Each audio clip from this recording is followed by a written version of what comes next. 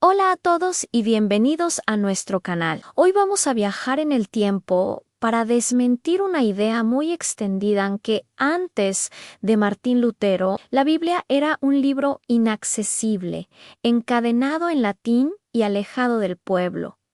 ¿Es esto cierto? ¿Fue Lutero el primero en traducir la Biblia a una lengua que la gente común pudiera entender? La respuesta, como verán, es mucho más fascinante y compleja. A menudo se nos presenta la Reforma protestante como el momento en que la luz de las Escrituras finalmente brilló para todos. La imagen de Lutero clavando sus 95 tesis y luego traduciendo el Nuevo Testamento al alemán en el castillo de Warburg es icónica, y no se equivoquen, su traducción fue un hito monumental que cambió la historia, la lengua alemana y la cristiandad para siempre.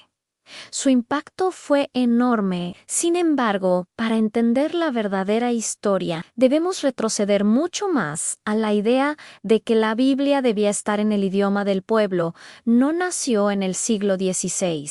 De hecho, es una idea tan antigua como el cristianismo mismo. Pensemos en los primeros siglos. El Imperio Romano era un mosaico de lenguas. Aunque el griego koiné era la lengua franca en la parte oriental y el latín en la occidental, había muchísimas otras. Desde muy temprano, los cristianos entendieron que el mensaje del Evangelio debía ser comprensible. Por eso surgieron traducciones a idiomas como el siríaco, con la famosa Pashita, al copto en Egipto, al gótico, gracias al obispo Olfiles en el siglo IV, quien incluso tuvo que crear un alfabeto para poder escribirlo.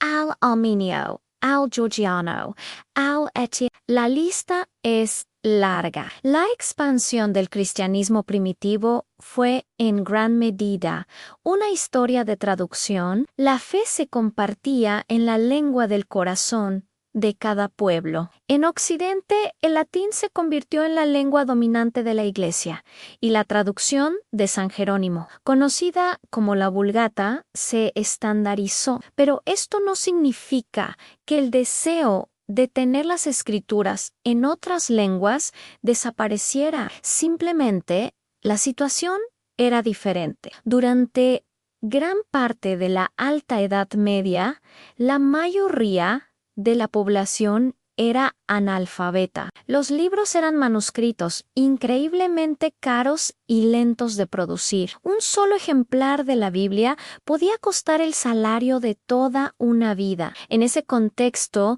la Iglesia se centraba en transmitir la Biblia a través de otros medios en sermones, arte, vitrales, representaciones teatrales. Las catedrales eran, en cierto modo, Biblias para los pobres, pero a medida que avanzaba la Edad Media, las cosas empezaron a cambiar. Las ciudades crecieron, el comercio floreció y con ello la alfabetización aumentó, especialmente entre la clase media emergente. Y con más gente sabiendo leer, creció el hambre por leer el texto más importante de todos, a la Biblia. Aquí es donde entran en escena varios movimientos y personajes fascinantes, mucho antes de Lutero. Uno de los más importantes fue el de los valdenses, fundado por Pedro Valdo en el siglo XII en Lyon, Francia. Valdo era un comerciante rico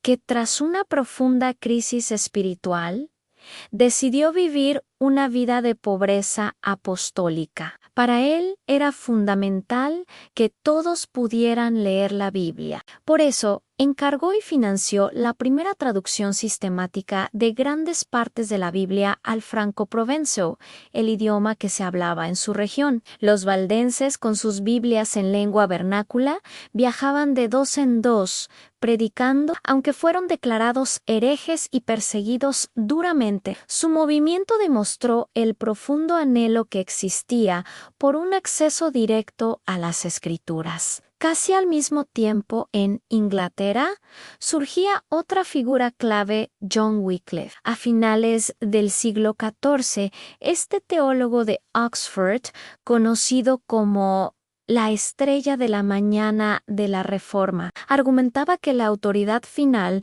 no residía en el Papa ni en la jerarquía de la Iglesia, sino en la Biblia misma. Y si la Biblia era la máxima autoridad, entonces todos los cristianos debían tener acceso a ella en su propio idioma. Impulsado por esta convicción, Wycliffe y sus seguidores, conocidos como los Lollardos, se embarcaron en el ambicioso proyecto de traducir por primera vez la Biblia Vulgata completa al inglés medio. Imaginen el esfuerzo en todo a mano, copia por copia. Estas Biblias de Wycliffe se difundieron en secreto por toda Inglaterra. Leídas en reuniones clandestinas, la Iglesia reaccionó con fuerza, prohibiendo las traducciones no autorizadas y persiguiendo a los Lollardos. A Wycliffe lo declararon hereje póstumamente.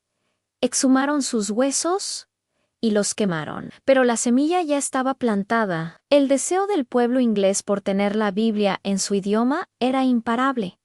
Y no solo en Inglaterra, en Bohemia, la actual República Checa, las ideas de Wycliffe encontraron un terreno fértil gracias a Jan Hus. Hus, un predicador y reformador de Praga, también defendía la autoridad de la Biblia. Aunque él mismo no hizo una traducción completa, su movimiento, los Husitas, promovió intensamente el uso de la Biblia en checo. De hecho, ya existían traducciones checas antes de Hus, pero su movimiento les dio un impulso y una importancia sin precedente. Después de su martirio en la hoguera, en 1415, sus seguidores continuaron su legado y la Biblia en checo se convirtió en un símbolo de su identidad nacional y religiosa. Ahora, volvamos al mundo de habla alemana. Cuando pensamos en la Biblia en alemán,